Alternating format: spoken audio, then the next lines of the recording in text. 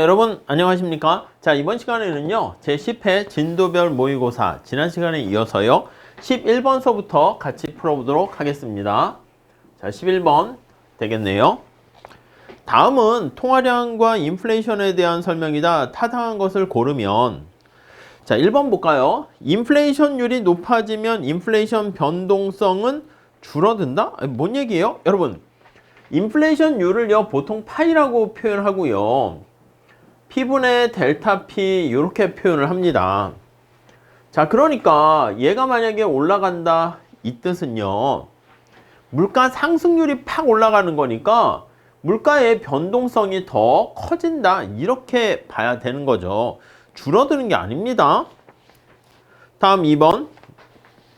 아니면 이렇게 보시면 되겠어요. 이렇게 보시기 그러면 제가 인플레이션 요거 시간이라고 할 때 이걸 그냥 P라고 만약에 쓰게 되면 물가 수준이 이렇게 빠르게 올라갈 때가 있고요. 이렇게 서서히 올라갈 때가 있고요. 떨어질 때가 있겠죠. 그래서 이제 우리가 뭐라고 표현하냐면 이렇게 되는 경우로 우리가 디플레이션인데 이런 경우는 많지는 않습니다. 여러분 어디 뭐 물가가 떨어졌다 이거 많이 들어봤습니까? 흔하진 않아요. 근데 이제 전체 평균 물가가 떨어지는 것이기 때문에 우리한테 주로 관심 있는 것은 요 경우가 관심이 있습니다. 올라가는데 서서히 올라가는 거예요. 서서히. 그래서 이걸 이제 거시경제 책에서는요 디스인플레이션이다 이렇게 표현해요. 요게 이제 보통 우리가 약간 경기 침체다 그런 느낌으로 보는데 실제로는 이렇게 되는 거죠. 근데 여기 나와 있는 것처럼 이 증가율이 올라가게 되는 거잖아요. 접선의 기울기가 증가율, 변화율 아니겠습니까? 이게 빠르게 올라가는 거죠. 이렇게. 그러니까 이게 당연히 올라가는 속도가 변동성이 커진다라는 거 알 수가 있습니다. 다음 2번. 인플레이션에 직면한 경제 주체들은, 자, 인플레이션에 직면하게 되면 화폐를 소지한 사람들은 손해를 보는 거 아니겠습니까? 화폐 소지자는 손해를 보게 됩니다. 그럼 어떻게 해야 됩니까? 하면 화폐를요 가능한 한 딴 걸로 바꿔내야 돼요. 은행에 넣어놔서 이자 수익이라도 얻어야지 그나마 어느 정도 감내할 수 있고요. 아니면 실물 자산으로 바꿔둬야 됩니다. 금이라든가 부동산이라든가 이런 식으로. 자, 그러다 보니까 현금 보유를 줄입니다. 그래서 현금 보유를 줄여. 그럼 우리가 이제 보통 물론 이제 요즘 상황에서는 카드 갖고 이렇게 신용카드로 긁거나 물건 거래할 때 그렇게 하는데 보통 그냥 기본적으로 현금으로 거래를 한다라고 하면은 현금을 우리가 거래하기 위해서 현금을 보유를 줄이니까 은행을 자주 왔다 갔다 해야 됩니다. 그래서 은행에 왔다리 갔다리를 자주 왔다 갔다 이용하게 되면 수수료를 내야 되는 거지. 그 수수료가 뭐예요? 현금 지급기 ATM기를 이용하거나 아니면 구두에 밑창이 달아 없어집니다. 그래서 그게 바로 구두창 비용. 아니면 또 이거를 뭐라고요? 메뉴판을 가는데 발생하는 메뉴 코스트 이렇게 표현을 하죠. 이해 가시죠? 네, 그 정도 하시고요. 맞네요. 다음 3번. 자, 피셔 가설에 의하면 인플레이션율이 상승할 경우에 실질 이자율도, 여러분, 피셔 가설이라는 게 어떻게 됩니까? 피셔 가설은 명목 이자율은요 실질 이자율에다가 인플레이션율 이렇게 됩니다. 자, 거기 보시면 인플레이션율이 상승할 때요, 얘가 상승할 때요, 피셔 가설이라는 것은 이제 보통 장기에 성립하는 거죠. 장기에. 자, 여기 나와 있는 것처럼 이게 올라가면 얘가 올라간다고. 얘는 고정돼 있고요. 오케이? 그러니까 명목 이자율이 올라간다, 같은 비율로 증가한다 이렇게 표현을 해야 됩니다. 틀렸고요. 다음 4번. 자, 실질 변수가 통화량의 변동과 무관하게 결정되는 거. 여러분 이게 고전적 이분성이라 그러죠. 얘가 실질 변수 관련된 것이고 실물시장, 여기가 화폐시장과 관련된 얘기고요. 이 둘은 나눠져 있다라는 것을 뭐라 그럽니까? 맞아요. 이것을 고전적 이분성이다. 이렇게 얘기를 할 수가 있고요. 자, 그리고요. 실물 부분은 이렇게 화폐 부분에 영향을 미치게 되는데 화폐 부분은 실물 부분에 영향을 미치지 못합니다. 이거를 뭐라고요? 그러니까 화폐에 초점을 맞춰서 보시면 화폐의 중립성이다. 이렇게 이름을 붙이게 된다고요.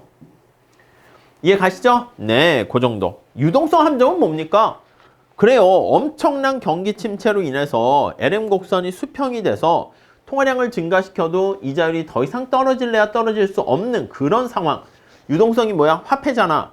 함정에 빠져가지고 블랙홀에 빠져가지고 허우적 나오지 못하는 그런 상황입니다. 아니 돈이 돌고 돌아야 되는데 이게 찐득찐득하게 이렇게 돼버려가지고 돈이 안 도는 거야. 엄청난 경기 침체 상황이죠. 자, 다음에 5번.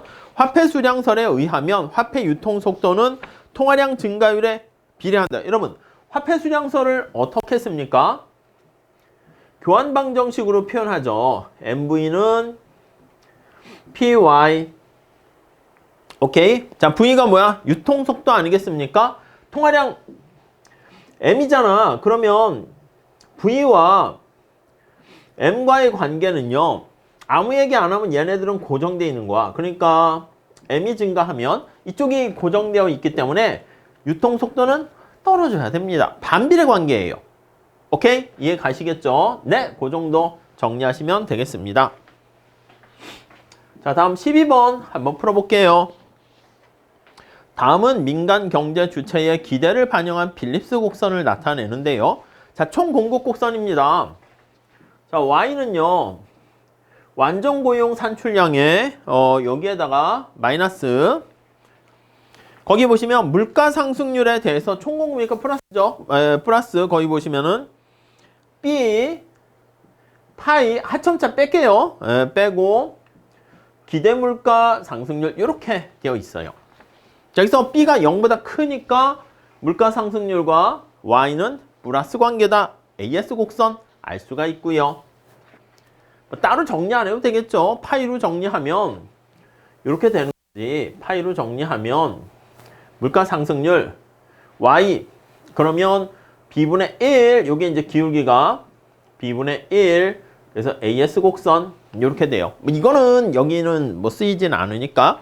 자, 정책 당국의 목적 함수 효용을 극대화하는 거예요. max 효용을 극대화하는데 하점자 t는 뺄게요. t기 이렇게 돼 있지만 자, yt기 마이너스 완전 고용 산출량보다 얼마나 많은가? 그랬을 때 경제가 좋아지는 것이고요. 빼기 여기 이제 국민소득이 높아질수록 효용이 증가하고요. 인플레는 우리가 GDP를 떨어뜨리죠. 그래서 A 파이의 제곱 인플레가 발생할수록 효용이 떨어진다는 거 알 수가 있습니다. 오케이, 이렇게 해놓으시고요. 자,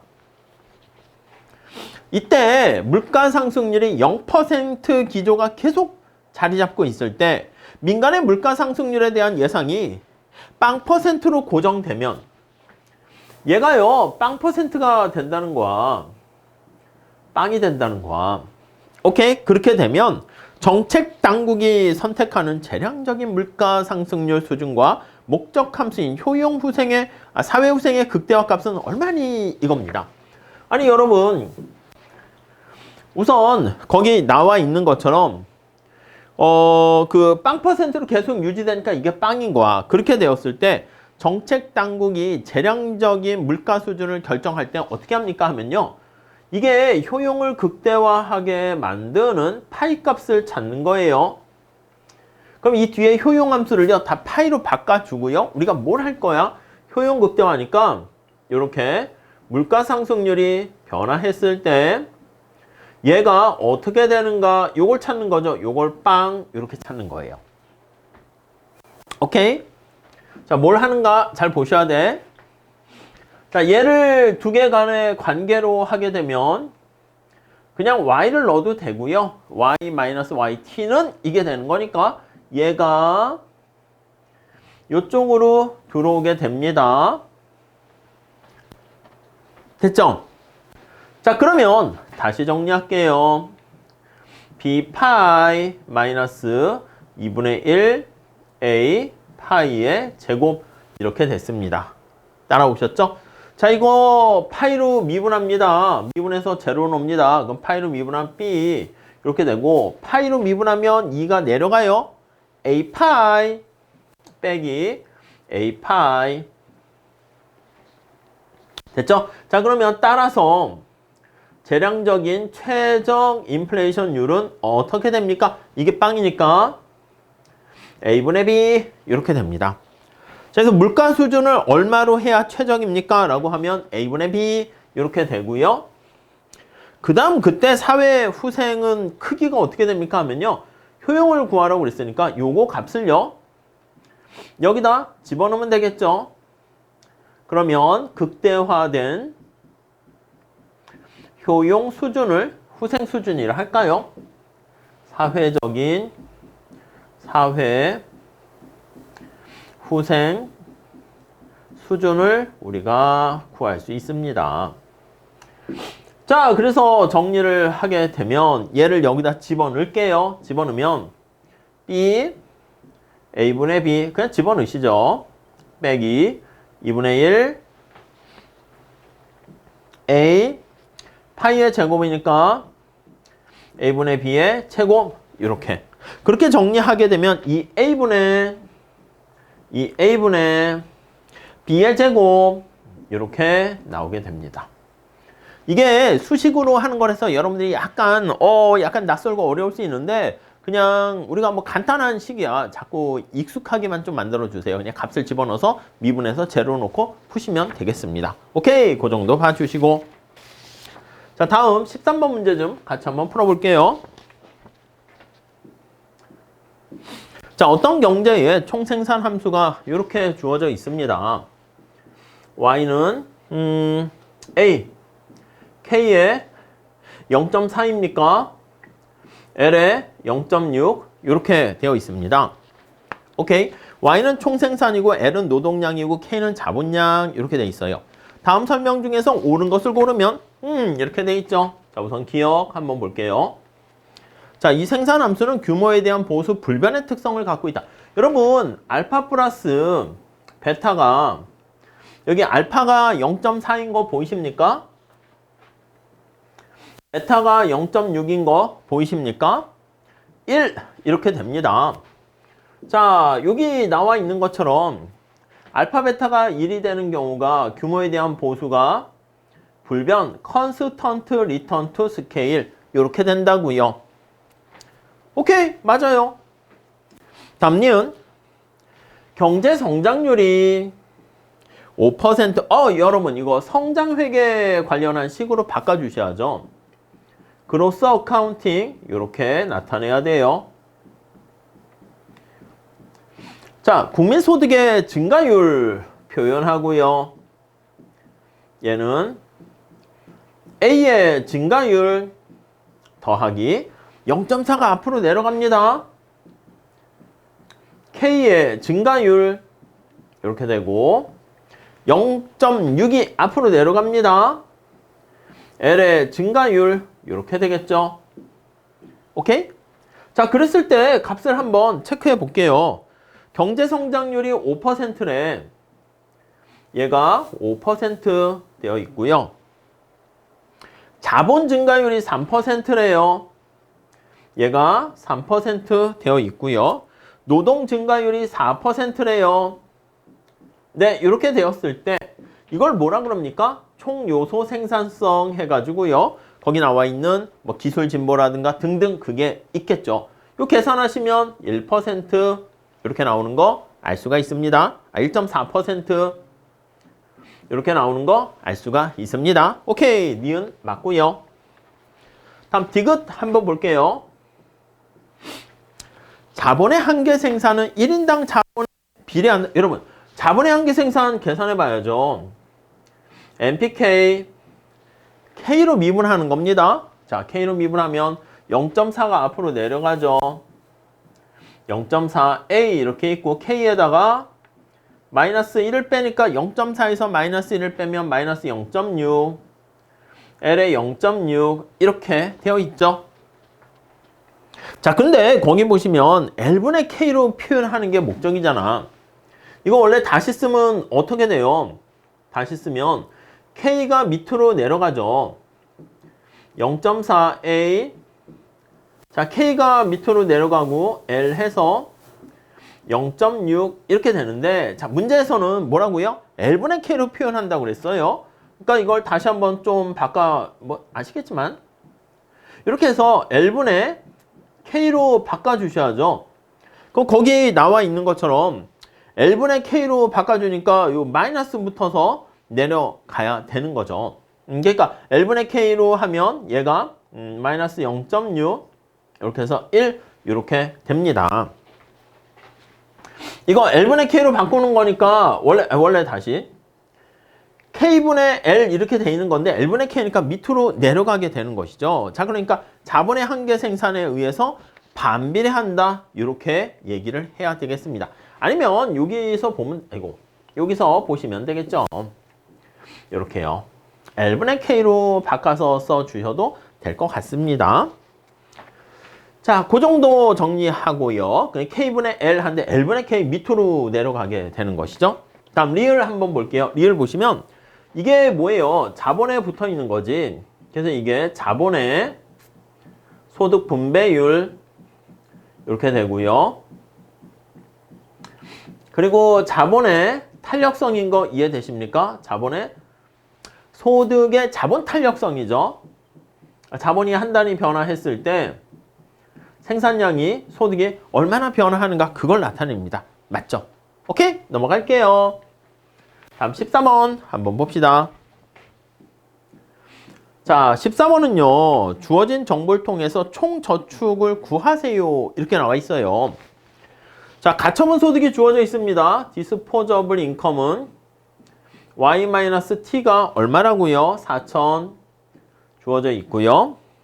소비가 얼마라고요? 3,500 주어져 있고요. 이 주어져 있는 거를요, 우리나라 말로 돼 있는 거 이거 기호로 좀 바꿔주세요. 그래야지 뭔가 눈에 좀 잘 들어와요. 정부 구매, 정부 지출이라 할게요. 1,000 이렇게 돼 있고요. 텍스, 조세 수입이 800 이렇게 있습니다. 자, 이때 총 저축을 구하세요. 이렇게 나와 있죠. 여러분, 우리가 기본적으로 Y는 C, I, G 이렇게 쓸 수 있고요. 자, 수출과 수입이라는 게 따로 없으니까 폐쇄 경제를 상정하거나 순수출이 제로다 이렇게 생각하시면 되겠습니다. 자, 요거 I를 남겨놓고 다시 일일이 보내요. T-C 더하기 T를 다시 더해줘야죠. G는 I 이렇게 됩니다. 자, 얘를 뭐라 그럽니까? 얘를 맞아요. 정부저축 이렇게 보시면 되겠고, 얘를 뭐라 합니까? 얘를 민간저축, 프라이빗 이렇게 보시면 되겠고요. 자, 그 다음 이거 두 개를 합해서 나타내는 게 총저축 이렇게 되죠. SN이라고 할까요? 이렇게. 오케이. 자, 거기서 총저축을 구하세요 그랬어. 그러니까 주어진 값을 통해서 이 투자값을 구하면 되겠네. 사실 투자값. 근데 이제 주어진 값들을 대입해 볼게요. 자, 가처분 소득. 여러분 이거 조심해야 돼. 그냥 Y가 아니고 가처분 소득이 4,000이에요. 그럼 Y-T가 4,000이라는 거예요. 얘가 4,000. 그 다음에 소비가 3,500입니다. 3,500입니다. 오케이. 다음 T가 800입니다. G가 1000입니다. 이렇게요. 오케이? 자, 그러면 여기 나와 있는 것처럼 민간의 저축은 500 이렇게 되고요. 얘는 마이너스 200 이렇게 되니까 이거는 300 이렇게 되는 거 알 수가 있겠죠. 오케이? 어떻게 보면 뭐 간단한 문제라는 거 알 수가 있겠고요. 자, 다음 15번 한번 볼게요. 어떤 나라의 전체 인구가 5천만 명 중에서 은퇴한 노년층과 15세 미만 유년층이 천만 명이다. 여러분, 우리 이렇게 해야지. 전체 대한민국 이렇게 인구가 있으면 15세 미만과 은퇴한 일을 할 수 없는 인구가 있고요. 일을 할 수 있는 경제활동 인구 중에서 비경활 인구가 있고, 그 다음에 요거 N이라고 하죠. 그 중에서 경제활동 인구 중에서 취업자와 실업자 이렇게 보시면 되겠습니다. 자, 어느 나라의 경제 전체 5천만 명 중에서 은퇴한 노년층과 15세 미만 유년층이 1,000만 명 이렇게 있어요. 그럼 요 위에가 4천만 명이겠죠? 자, 그래서 이렇게 생산 가능 인구가 4천만 명 이렇게 있습니다. 4천만 명, 4천이라고 쓸게요. 자, 이렇게 돼 있는 상황에서요. 자, 취업자가 1,500만 명이고요. 실업자가 500만 명이고요. 이게 2,000이니까 얘가 2,000 이렇게 되는 거 알 수 있습니다. 오케이, 간단하네요. 자, 실업률을 구하세요 라고 하면 실업률은 자, 경제활동 참가율을 나타내는 취업자와 실업자 수 분의 실업자 수 곱하기 100 퍼센트지로 표현을 하면 되겠죠. 자, 그러면 어떻게 돼요? 2,000이네. 1,500 더하기 500 대비 500 곱하기 100 하면은 25% 알 수가 있겠고요. 자, 그 다음에 경제활동 참가율 이렇게 씁니다. 경활률 이렇게 표현하고 있습니다. 자, 이거는 전체 생산 가능 인구 중에서 비경활 인구랑 경제활동 인구야. 여기서 경제활동 참가자들의 수가 어떻게 되니? 곱하기 100%. 네, 이렇게 되고요. 밑에 분모는 2,000 해서 여기 4,000분의 2,000 곱하기 100 하니까 50% 이렇게 되는 거 알 수가 있겠습니다. 뭐 간단한 문제네요. 예, 가볍게 정리하시면 될 것 같습니다. 자, 이렇게 하시고 다음 시간에 16번서부터 또 보도록 하겠습니다. 감사합니다.